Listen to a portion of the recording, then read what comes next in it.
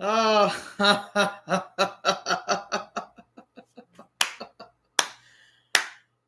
boys, ladies, gentlemen, children of all ages, toddlers, non-toddlers, adults in diapers, frogs, amphibians, reptiles, and everyone else alike.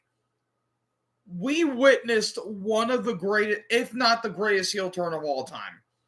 I would say probably the best heel turn since Hogan in 92.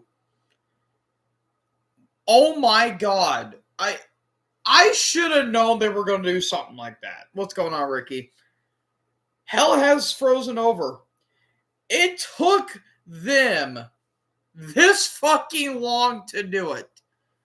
It has been 22 years. 22 years since Cena was a heel.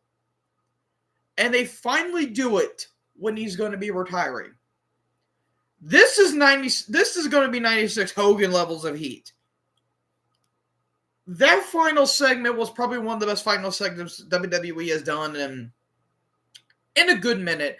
I'd probably say their best since the Sammy and Bloodline thing they did at the Rumble a couple of years ago.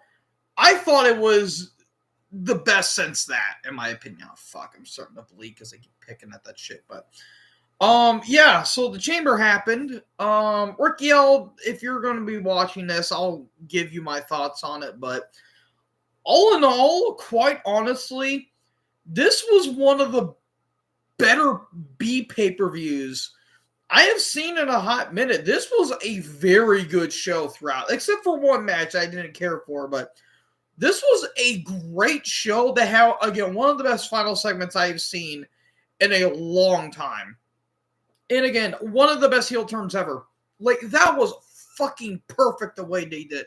Well, almost perfect, but I'll get to that here in a bit. But for those of you turning in, it has been since the Super Bowl that I have actually done a that's over there. I'm not gonna grab it. It's been a little bit since I actually did a live stream, like a proper live stream in a way. The reason why I've been kind of slacking in a way with my live streams is because, well, work's been really kicking my ass lately. I've been getting a lot of overtime, and frankly, folks, you can kind of call it laziness. I feel like it is, but I've just been very tired. I've been exhausted for the past few weeks, but finally get to have a little bit of a break because I'm going to be going back to regular shifts. But let's talk about the Chamber for a hot minute, and then if more people join, then we'll get to talk about some other things. So we get the opening package as I charge my watch there. The opening package was pretty cool. Where it's all the wrestlers talking about the Chamber, and I kind of like how they did it, like via Instagram or via Twitter. I thought that was actually a pretty cool way of kind of doing a video package, which I thought was pretty unique. And then we get somebody singing a national anthem, and it got booed in Canada. Brief comment on that. Considering who we have running an office, that doesn't really shock me. Although Canada did boo us when we did the national anthem during the Four Nations thing for hockey, and USA kicked Canada's ass, but they ended up winning the whole thing regardless. But I had to comment on that. But we get the women's elimination chamber. Whoever wins gets to face Rhea for the world title at Mania 41. Your participants were Alexa Bliss, Roxanne Perez, Bayley, Liv Morgan, Bianca, and Naomi. I'll get to her in a minute. I will say everyone looks fucking great, especially Roxanne and Ricky. You know what I'm talking about. You sneaky bastard. And I think Roxanne might be the second youngest participant in the Chamber, because she was the same age that Orton was in 2003. I think he was the youngest then. I think they're both tied. I could be wrong. I don't know 100% unless... No, I think Theory was like 24 when he was in the Chamber a couple years ago. But anyways, That's neither here nor there. So it started off with Liv and Naomi, and then all of a sudden, out the fuck shows Jade Cargill, which gets a massive ovation because we haven't seen her in months. We haven't seen her since the beginning of January or the tail end of December. Like, we haven't seen her in a few weeks. And holy shit, she looked, my God, she looked great. She looked like $1,000,000 as she tends to do. She somehow looked bulkier. That might just be me, but holy shit, she was built like a brick shithouse. And staring down Liv Morgan, and it immediately goes after Naomi. And I didn't catch this. Actually, I'll get to that here in a minute. But Naomi gets the shit kicked out of her. Jay just basically brutalized her throughout and slammed her head on the sliding door. That is how you make someone look great. That is how you build a monster, essentially. And this caused Jade's heel turn, essentially. And they did that fantastically. Hey, what's going up, Jason Boardman? That was fucking excellent the way they did it, and Naomi got taken out. Now, this got noticed, but I didn't catch this. Apparently, when Jade came out, apparently from what I was told and from what I saw, apparently Bianca took her robe off. So, we all know where this is going. I knew exactly where this was going. It's obvious that Jade is going after Naomi and Bianca because they took her out. So they're going to think that Jade is being a heel because she attacked Naomi, when in reality she's probably going to be a face because it was Bianca and Naomi that attacked her. So yes, it's going to be a sore, but I think we all know where this is going. They're going to make probably a jealousy angle out of it and all that stuff, but that was damn good. And then the match happened. Now, I will say, a good chunk of this match was actually pretty solid. The problem is I felt like the beginning of the match kind of took the crowd out of it a little bit. The match was still good, but I felt like the crowd really wasn't caring about it up until like the last 5 to 10 minutes. But Roxanne got the shine. She looked really good. Hey, what's going on, Blinds PvP? Cena sold out. We'll talk about that here later. But Roxanne looked great. Bliss didn't do a whole lot, but she looked all right. Look, I've said it before with Bliss. She was always solid for what she was, but when she was paired up with The Fiend, I didn't care about that. If she's doing it for Bray, good for her. I was shocked she got eliminated. I thought she was going to win this whole thing, but no, she didn't. And then she got eliminated. And then Roxanne got eliminated, which I felt like she was going to be in the final 2. But then Bayley gets eliminated. And then it comes down to Liv and Bianca. And I like how when Liv hit the code breaker, like Bianca was just no-selling at that point. And then it kind of got a little sloppy towards the end. But eventually Bianca won, which I guess was a smart move. I did like that there was a little bit of a callback to 2020, 5 years ago, where Liv is getting, swung and getting her head hit on the plexiglass and the chains. That's what happened to her when Shayna did that to her. Shayna Baszler did that to her 5 years ago. So that was a nice little callback there that I noticed. And in the end, Bianca won. And all of a sudden, Rhea shows up. And so does Io, because they're going to be having a match tomorrow in Buffalo.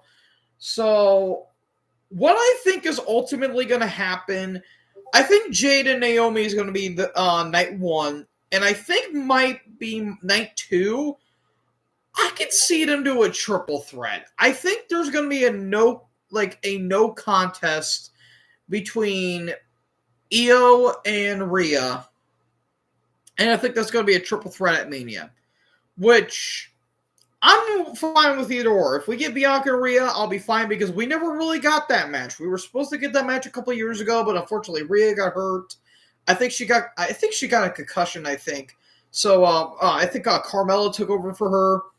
And then we just never got that match, and it's a damn shame. If we get a triple threat, I wouldn't be opposed to it either. So either or, I'm cool with it. I think it was the right call for them to go this way because we really don't need to see Liv and Rhea again because let's be fair, they only have like one really good match, and that was it. So yeah, but all in all, really damn good women's chamber match. I still don't think it's better than the first one, in my opinion. I still think that first one is top notch, but this was like a close second. Again, it was like a 3.5 match, and then it became like a 4.25, just like that. So, yeah, we're off to a really damn good start. And then the tag match happened. Trish Stratus and Tiffany Stratton versus Nia Jax and Candice LeRae. It was to put over Trish and Tiffany. But they gave them 10 minutes, and I could not care less. Like, this was the one match I could have cared less about, and that's all I need to say. I don't give a fuck about Nia. I don't give a fuck about Candice. Tiffany and Trish won, and that's all you need to know. I hope they don't have Tiffany drop the title to Charlotte. Please, God, don't. We don't need Charlotte winning another fucking title at this point. They're going to give it to Charlotte probably because we can't have nice things. But Tiffany looked good, as always. Trish looks fucking incredible for her age. She's damn near 50, and she looks like she hasn't aged in 20 years. 10 years, but you get what I'm saying. But, yeah, skip this match. It's pretty much filler, in my opinion. And then we get the unsanctioned match. Sami Zayn versus Kevin Owens. They will never not fight. These guys are going to fight until they're basically dust at this point. It's kind of like a modern incarnation of Terry Funk versus Ric Flair. Jackass. But, yeah, this was another damn good match. I do feel like, though, they've had better matches prior to this. But I will say this was a damn good match. This felt like more of a lights out match than anything because why would you call it unsanctioned if there's pinfall and submission? That's just my thing. If it was a lights out match, fine, because they basically dimmed all the lights and everything, which, that was cool and all that stuff. So it was basically it was a lights out match without it being a lights out match. But this was a fucking fight. Like, holy shit, there was a big fight field. Sammy got a massive pop. KO got a massive, he got some nice heat. There was one line by McAfee, and McAfee, I gotta mention this. McAfee, initially, when he joined commentary, was really fun, and he was very entertaining. But now it's getting to a point where he's really starting to fucking stretch it with some of the lines he's saying. It's like, okay, we get it. And it's just like, dude, just calm the fuck down. Like, Jesus Christ. Like, there was one point in the match where KO had a trash can, or somebody had a trash can and threw it at each other. And McAfee said, "Oh, they threw Dominic Mysterio at him." We get it.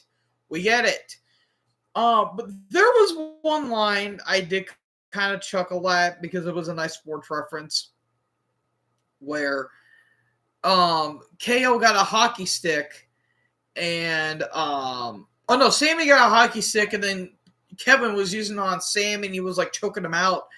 And Pat says, now KO was thinking to himself, I'm Connor McDavid. That was pretty funny. I like that. That was pretty funny.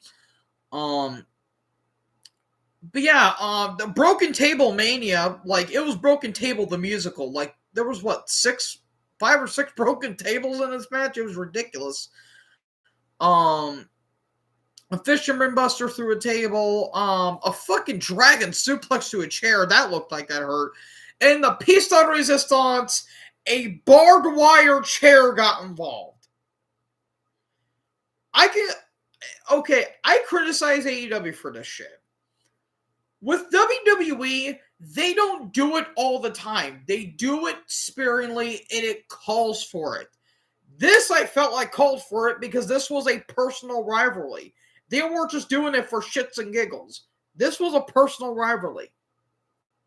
Like, when, you know, like a McFoley match. He do it for personal reasons. The fucking Triple H and Batista match and their Hell in a Cell match.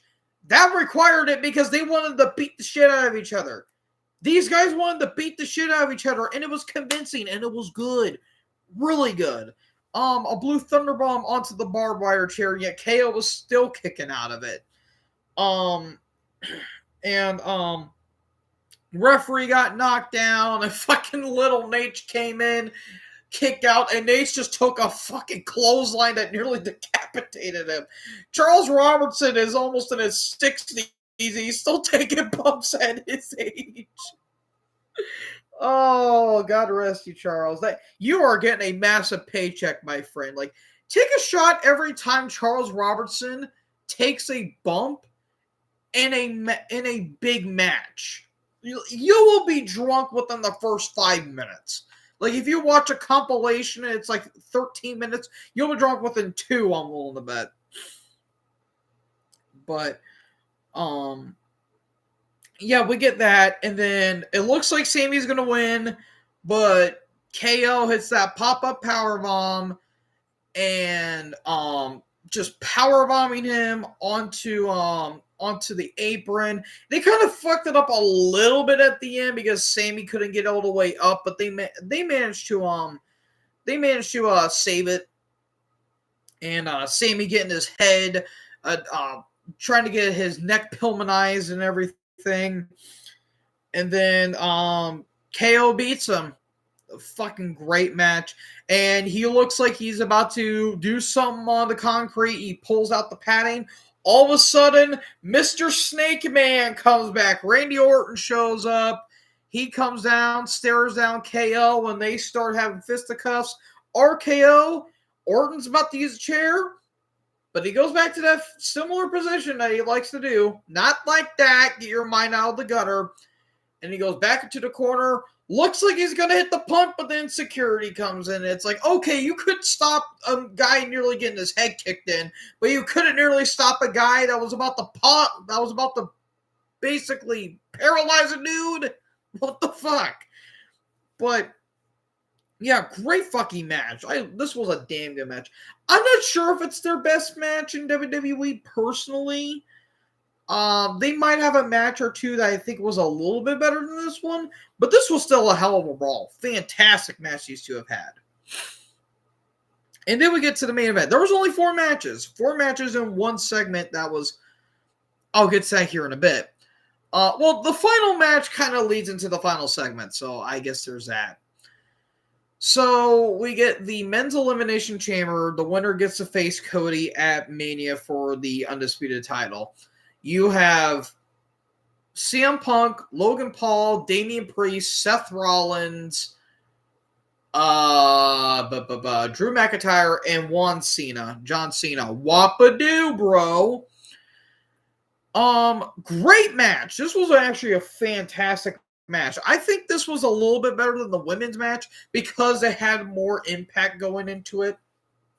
But holy fuck, this match was great. This was a great match. This is one of the better men's matches in the modern elimination chambers, in my opinion.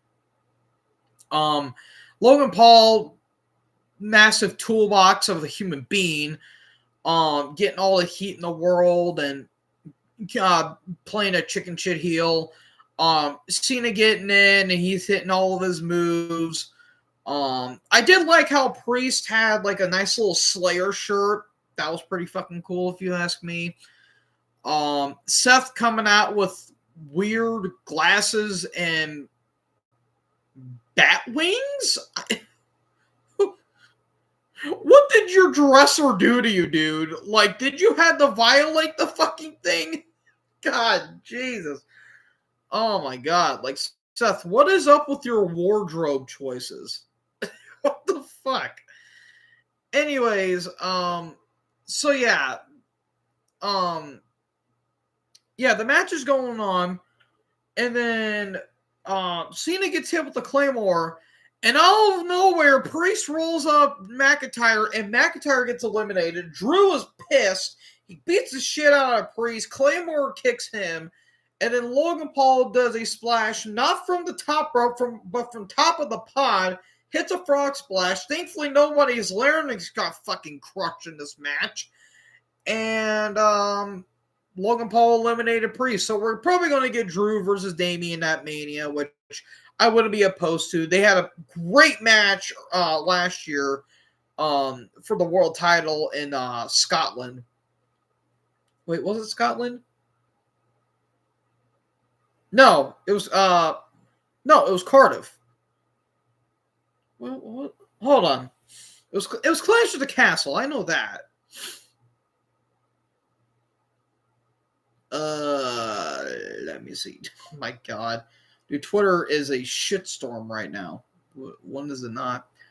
Let me check.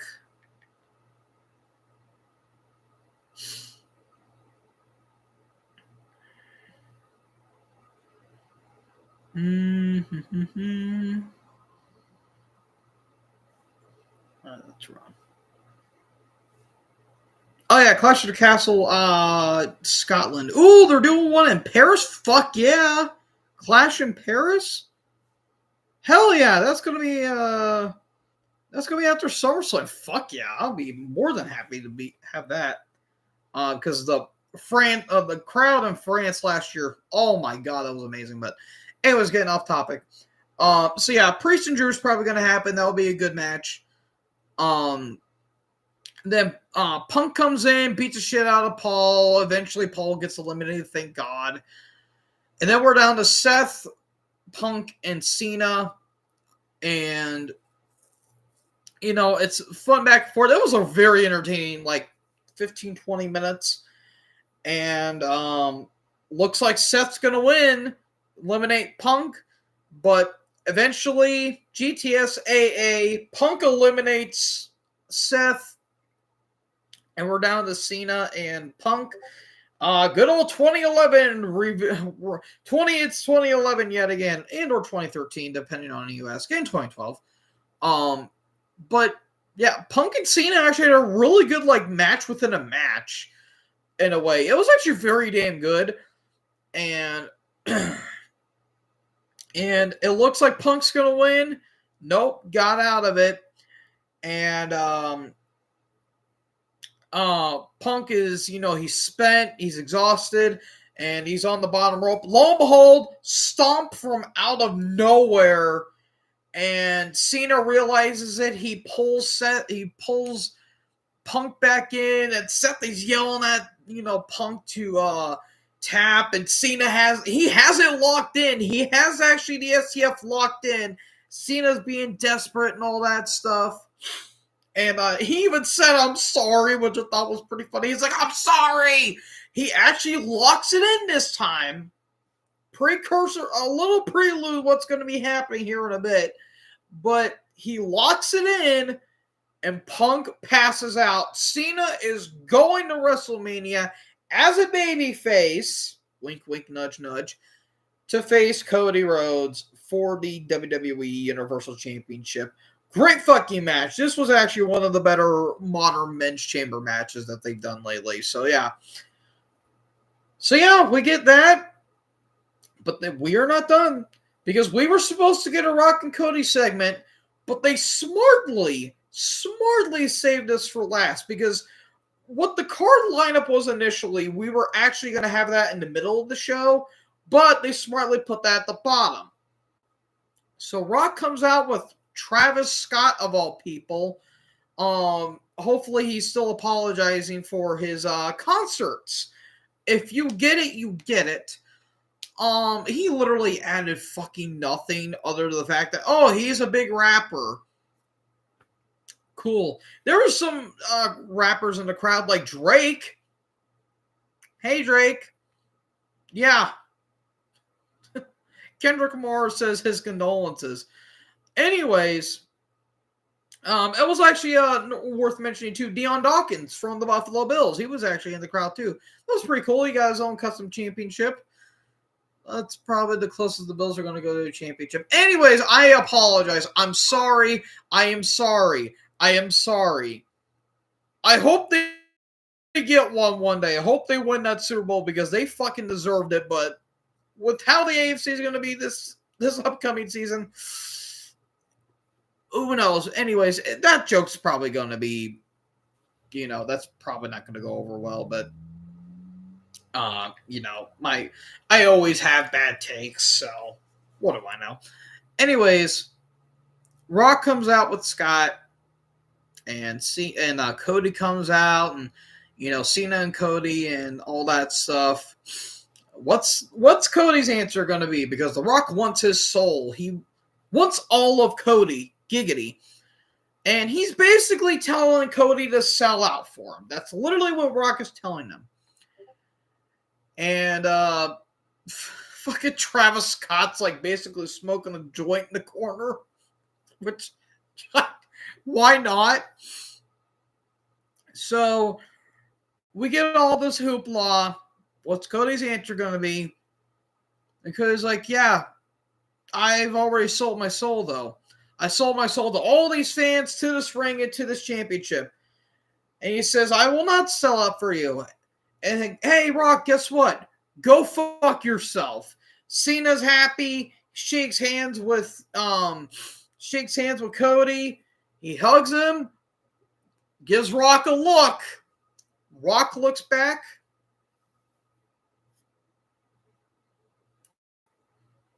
And then, boom! Hit right in the nuts. And that is...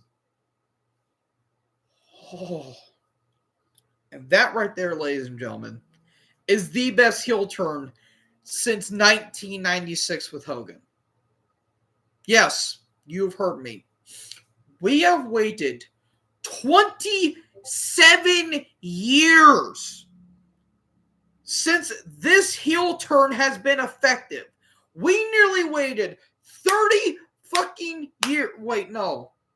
No, 29 years. I fucked up my math.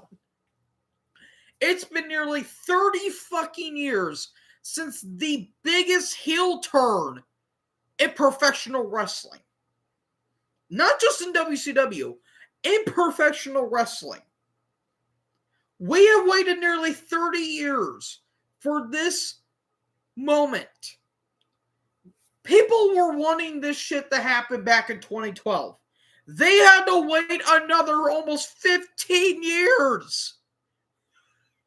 Because we all know that Embrace the Hate storyline was going to put butts in seats.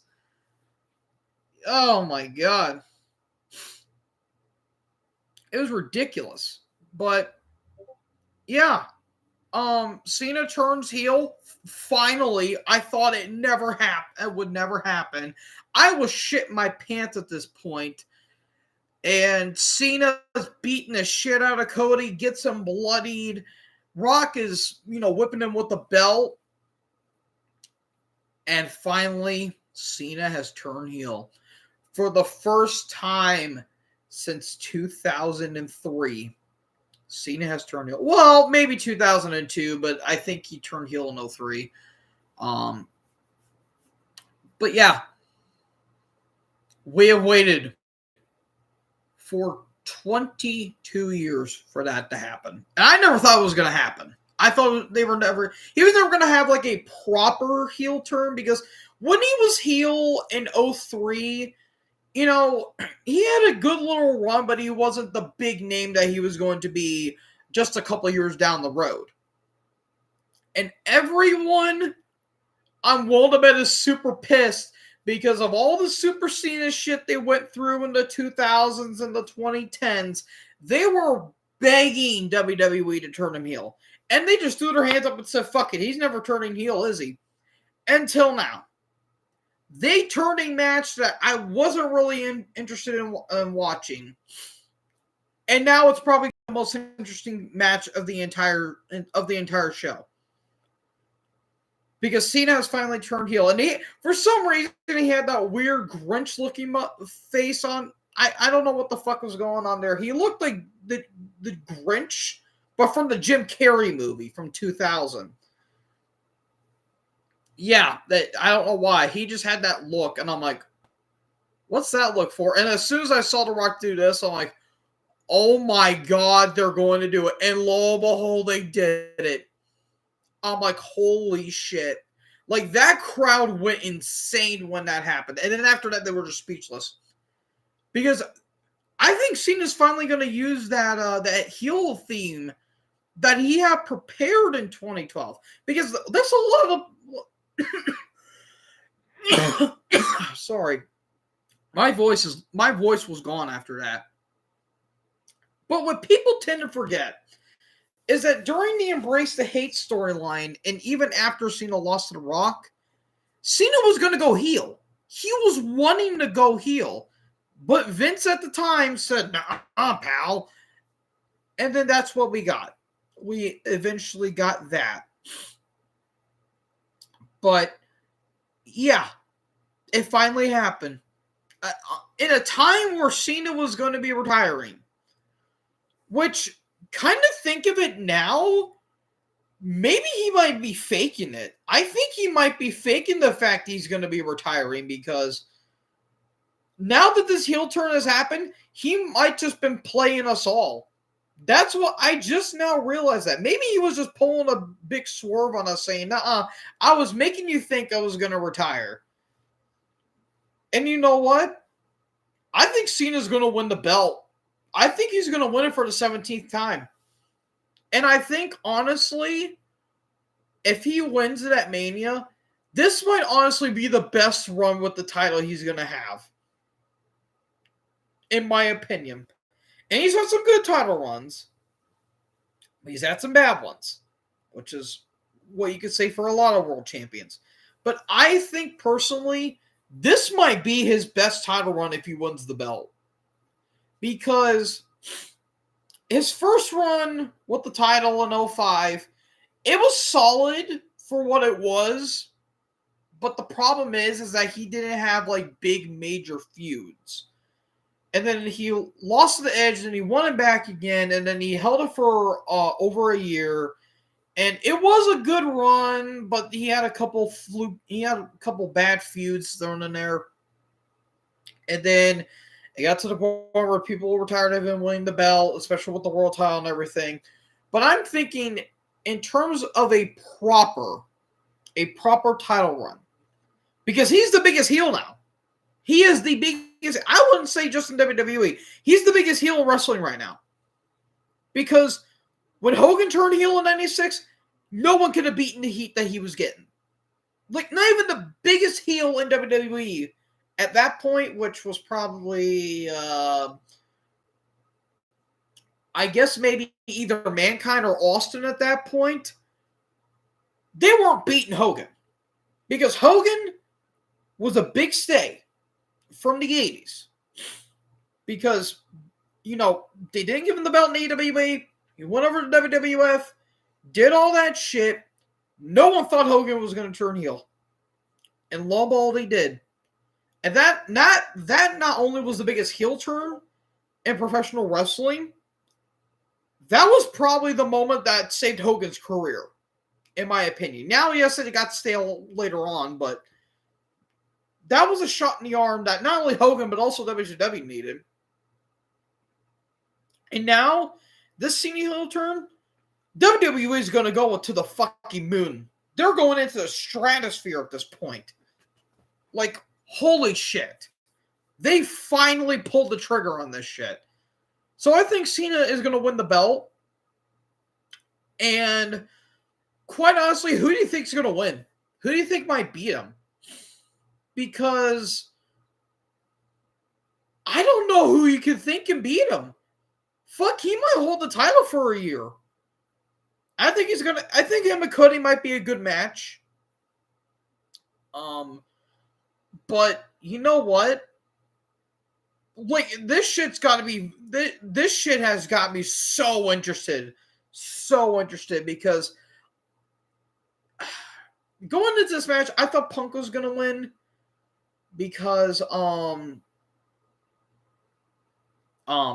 because of that favor that he wanted Heyman. So I don't know what's gonna happen. I just thought about this.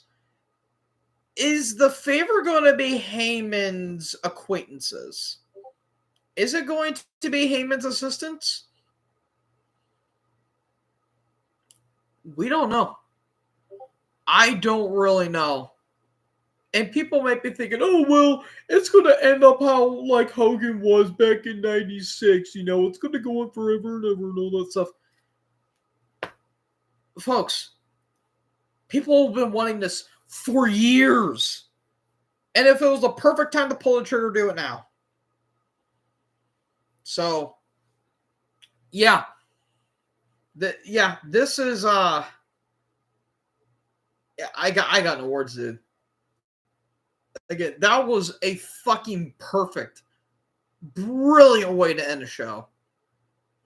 And even the post in the press conference I just saw, Triple H said, "Are you guys ready for WrestleMania now?" Oh, you're fucking right, I am, Hunter. Hell yeah.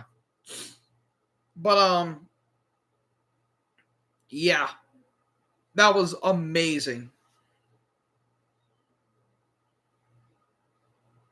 And now yeah.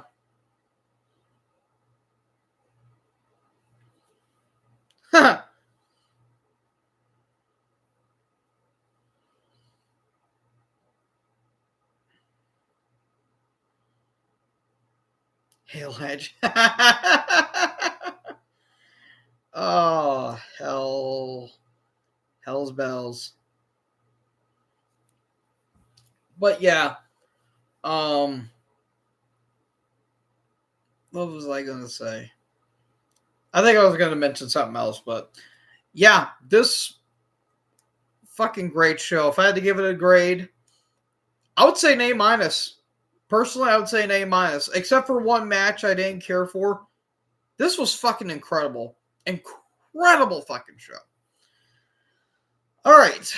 Now that I got that out of the way, let's actually talk now, guys. I rambled on a little bit, but let's actually talk. How's everyone doing? Yeah, God, dude, that's like I feel like Raw and SmackDown, or well, SmackDown's gonna be very fucking interesting now. Very interesting. Doing good. That's good. Did you by happen chance listen to the new Hyrex album that came out? That came out yesterday, I think.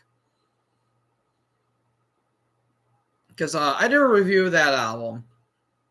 Um, yeah, so far my favorite album of the year. That was fucking great. Nice crossover thrash. Barely over 20 minutes. I have, and it was pretty good. Yeah, dude, it was really good. Just straight to the point. You know, short, sweet, get in, get out, heavy riffs, great stuff. I'm working on our CD collection right now. Um, I have some interesting albums. A couple of them I've actually never heard of. But I'm curious to check them out. And who knows? Maybe a couple of them might be for a future ranking. I have set for next year because weirdly enough, I already have my ranking all set up for next year, like what bands I'm planning on doing.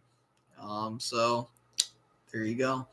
I still need to finish up my Wasp ranking. I have all my notes written down. I just literally need to listen to the albums, and I'm probably going to listen to a good handful of them tomorrow. Because I've been needing to catch up on it, but again, I've just been so busy lately. Oh shit.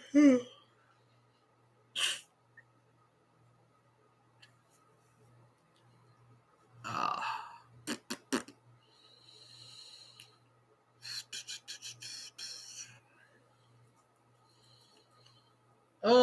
let me see. Oh yeah, I just found out today.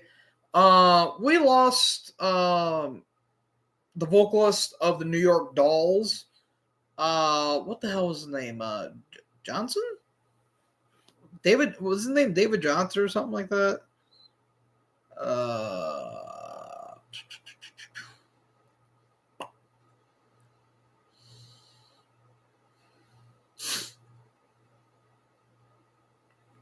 David Johansen. That's who he was. Yeah, the New York Dolls. Wait, was he the vocalist? Uh,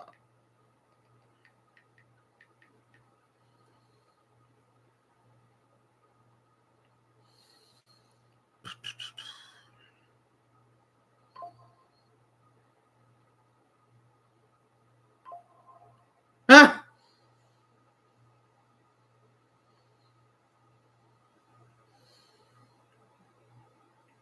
Oh yeah, he was the vocalist. Yeah. I mean, I've heard of the New York Dolls, but I never listened to their music.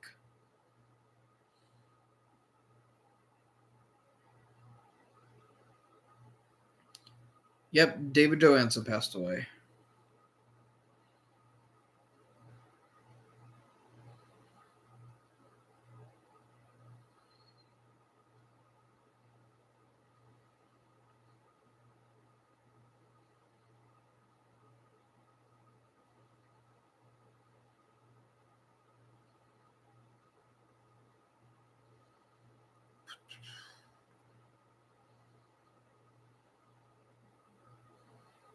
No. What else happened?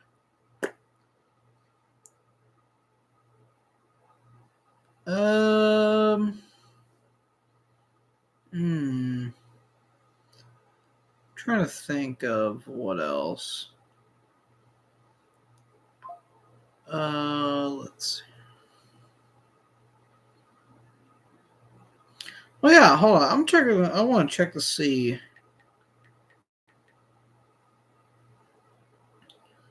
Um, do you know the band Avantasia? Yes, they released a new album. I think my good buddy Levi, aka Thrashman 99, I believe he went over the new one. I haven't seen his review. I'm probably not going to listen to it. I'm just not into that kind of style of power metal, personally. Let's see here. Let's see. Yeah. Oh, dude, this one sucks. So, hey, what's going on? Rockin' Movies with Tyler T. the Man. Damn, the road to WrestleMania just got wild. Yeah, I literally just got done talking about it. Like, holy shit, dude. It just got a lot of interesting. But this one show or this one venue that is in downtown St. Louis. Um they have Killswitch Engage on Thursday. I won't be able to go to that because I got to work. They have Kubicon, Texas, which okay, whatever. Fit for a King and Frozen Soul. That sucks. I would like to see Frozen Soul live, but I don't think I'll be able to. Um, let's see. View all shows because my coworker told me a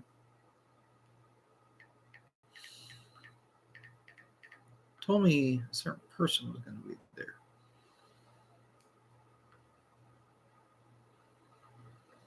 Yes, he is. Fuck yeah. All right. So Cooper is going to be there on the 23rd in August. So I might be going seeing Cooper again for the second time in a row. I'm not sure who's going to be with him because me and my good friend Caitlin, we went and saw him, Rob Zombie, Ministry, and Filter. And that was probably the most fun I've had at a show so far. The best one I've had so far, because it was the first one I went to, was seeing Priest with Queensryche, and that was a great show throughout. Um, and seeing Priest and Sabaton was good too, but I'm not a big Sabaton guy. They were fun as hell though, and I was also I was feeling sick that day, because let's just say if you're having Skittles, don't mix that with vodka. Don't mix that with alcohol. I felt like shit that week, but yeah. Um, but yeah, Priest and Sabaton were fun. I went there by myself. But I asked my good friend Caitlin to go see Cooper with me, and I bought tickets. And holy shit, that was such a good time. Um, it's like top to bottom, that was such a fun show. I still remember towards the end of it wasn't like towards the end of the show, like there was like 5 minutes left.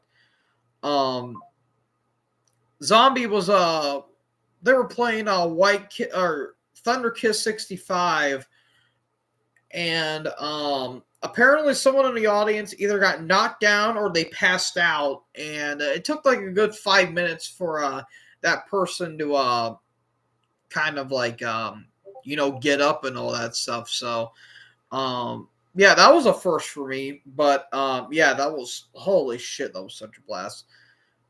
Seeing Ministry Live was cool, I guess, even though I'm not a really big fan of them.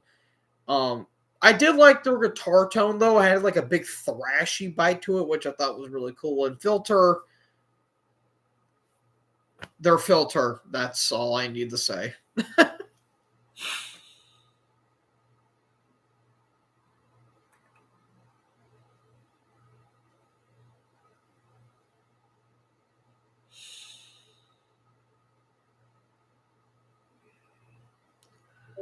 Oh, man.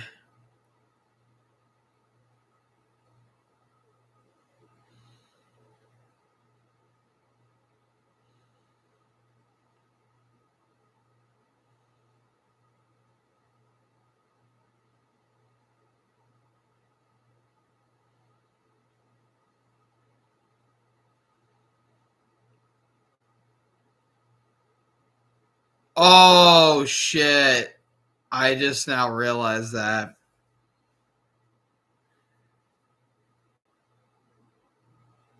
That I should have known. I should have known.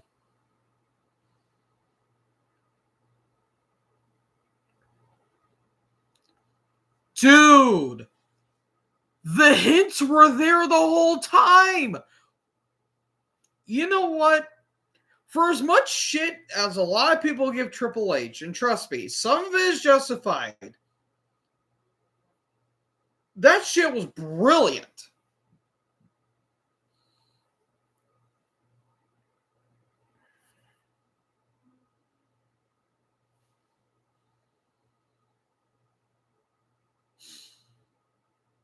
God damn. Oh, that's great.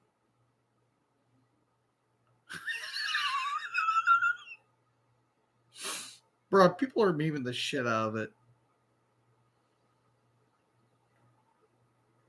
Oh, wow. The official poster was the spoiler. That and that. Dude, they're giving us fucking hints.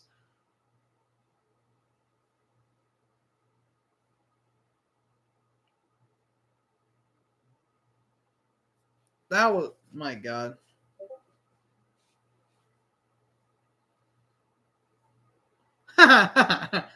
Okay, rude.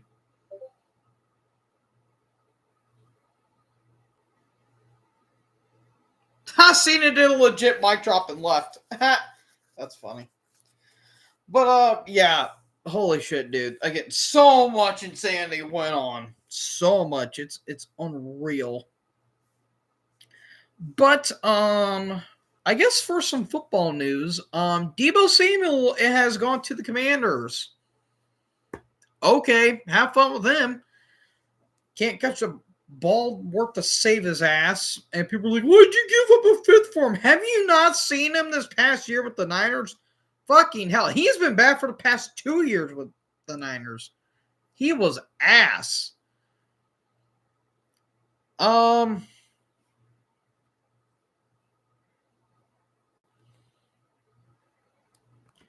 I'm trying to think of what the hell else is there to talk about? Uh, I don't know. Anything y'all want to talk about? Album versus album, maybe. Band versus band, maybe. We haven't done that in a hot minute. Because I might stay on for maybe another 20 or so minutes.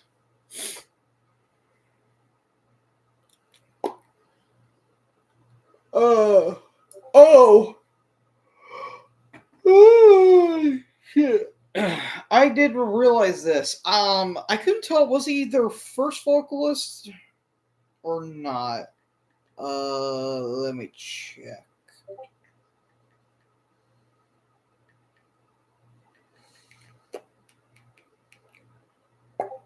Um, um, um, um, um, um, um, um,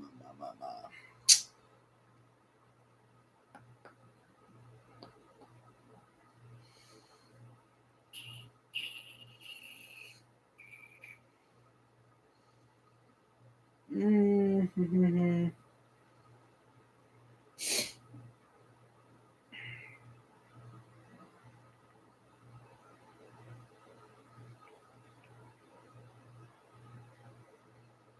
Trying to think of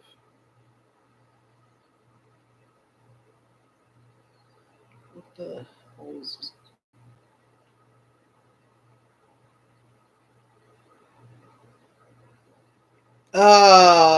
Wait. I swore. What his name was the.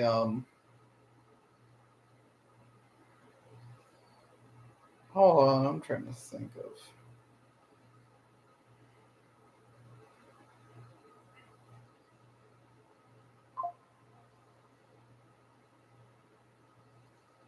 Mm-hmm.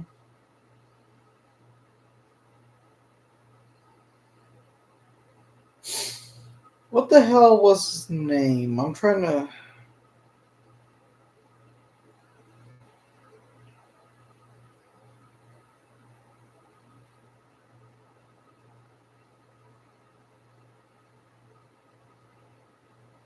I swore it was a guy. I think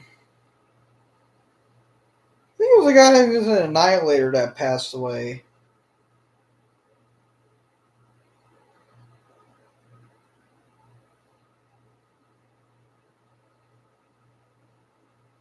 Can't remember. I'm not gonna try to bother searching for it.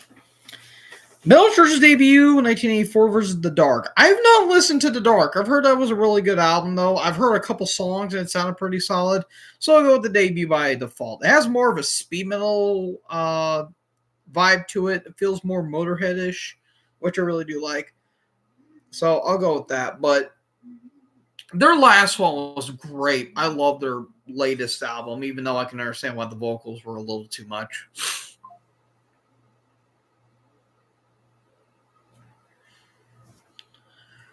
Uh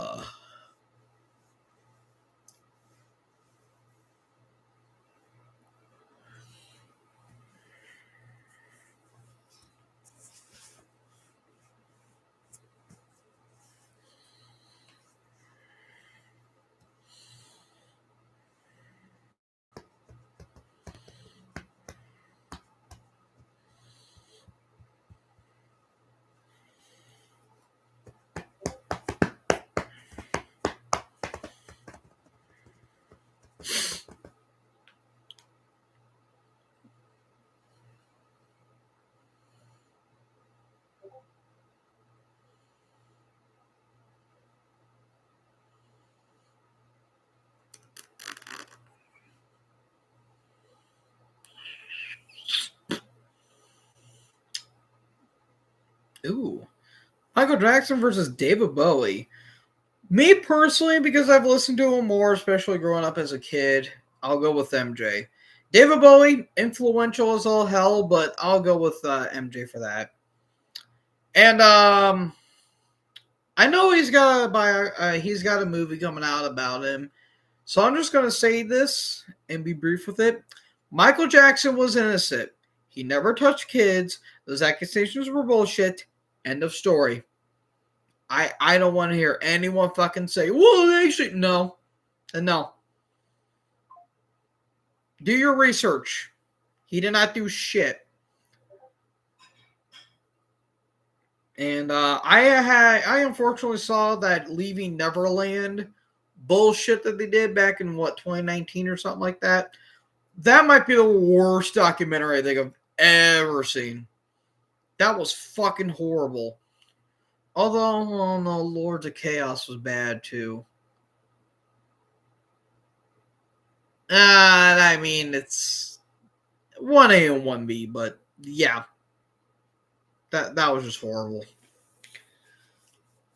Uh,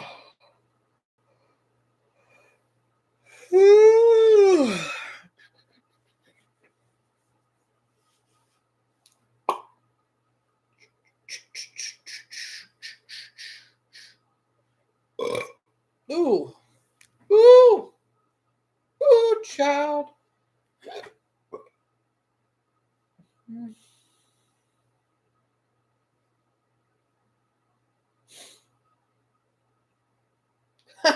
Rock said, well, that was a fun night. That's funny.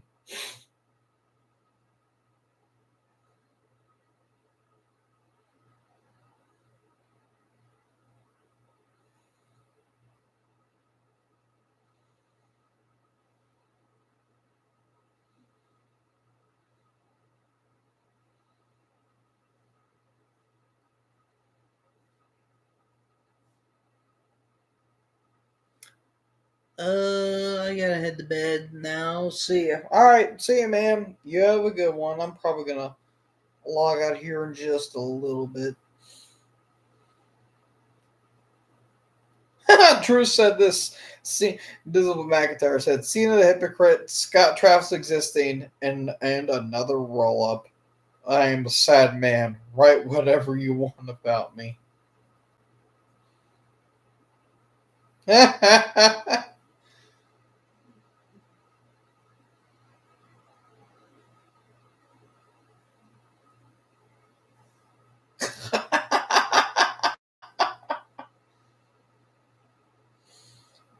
Oh man.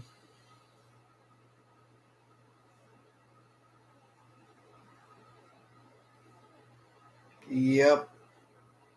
Yep. Unreal.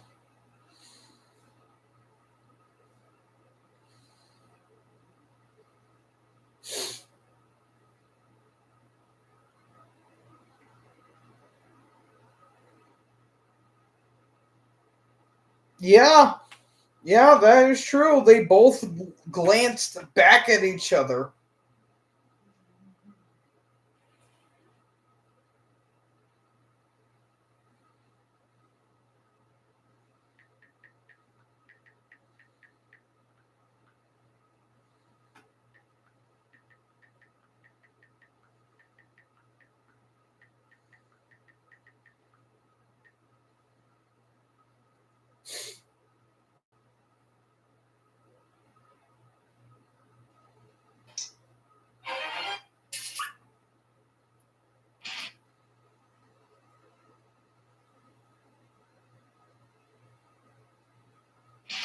Let's go.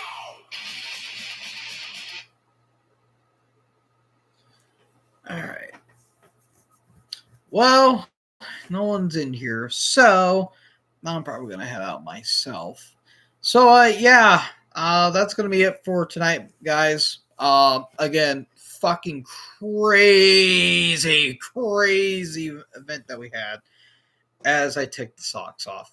So yeah, hopefully I'll be back next week. We're gonna actually have a good little live stream going on here. Again, I apologize for the lack of them.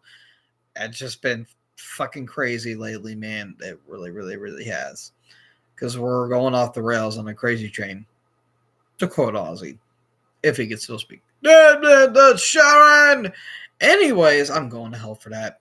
Anyways, hope you guys enjoyed this live stream. Again, thanks for everyone that came in. You know, Tyler, Jason, and Ricky. Yep. Thank you guys for all that. And hope you guys enjoyed this live stream. If you guys did, make sure you guys leave a like, leave a comment, tap that big subscribe button, and tap the bell so when I upload, you guys will be notified. Thank you guys so much for watching this video. Most importantly, join the herd. Talk to you guys next one. Peace out.